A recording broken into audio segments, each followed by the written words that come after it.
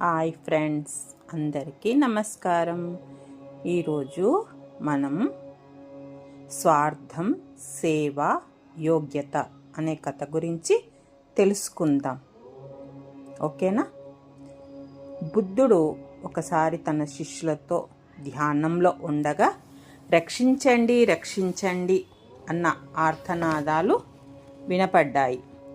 బుద్ధుడు ధ్యానంలోనే ఆ కేకలు ఎవరివో చూస్తే అది ఒక దొంగది. వాడు ఒక పెద్ద గోతిలో పడి ఉన్నాడు. వాడితో పాటు ఆ గోతిలో ఇంకా ఎంతోమంది ఉన్నారు. ఆ దొంగ పరమ కిరాతకుడు. ఎన్నో దొంగతనాలు, హత్యలు చేసిన కఠినాత్ముడు. అయినా రక్షించమని అడుగుతున్నాడు కదా.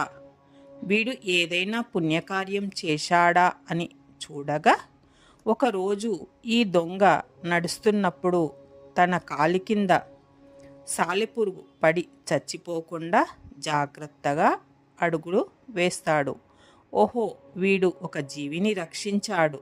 ఆ పుణ్యఫలం ఇప్పుడు అతన్ని కాపాడుతుంది అని భావించి ఆ సాలీడుని పిలిచి, నీవు వెళ్ళి ఆ దొంగను రక్షించు అని బుద్ధుడు చెప్పడం జరిగింది.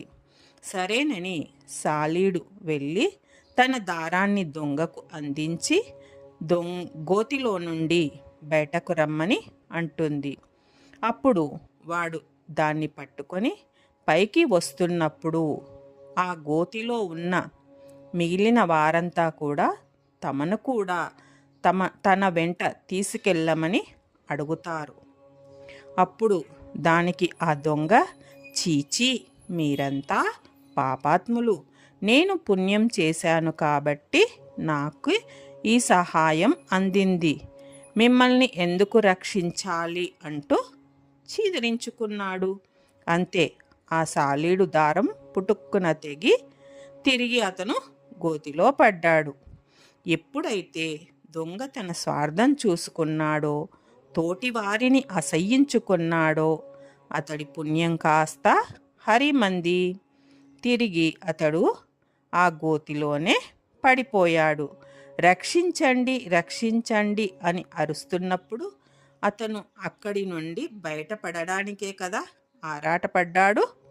మరి సహాయం దొరికినంత మాత్రాన మిగతా వారిని చీదరించుకొని తనతో పాటు కాపాడి తీసుకెళ్ళాలని భావించక ఎప్పుడైతే ఆ స్వార్థంతో ఉన్నాడో ఆ దారం కాస్త పుటుక్కున తెగింది.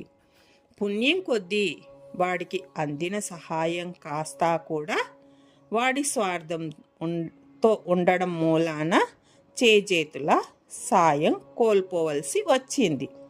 ఏ పరిస్థితుల్లోనైనా స్వార్థం అన్నది ఉండరాదు.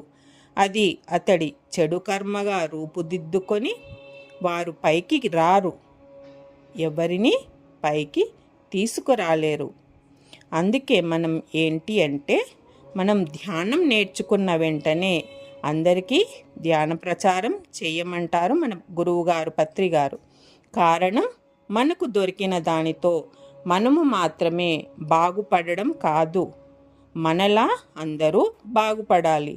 మనం స్వార్థంతో ఉంటే మనం చేసిన పుణ్యం కూడా హరించుకుపోతుంది.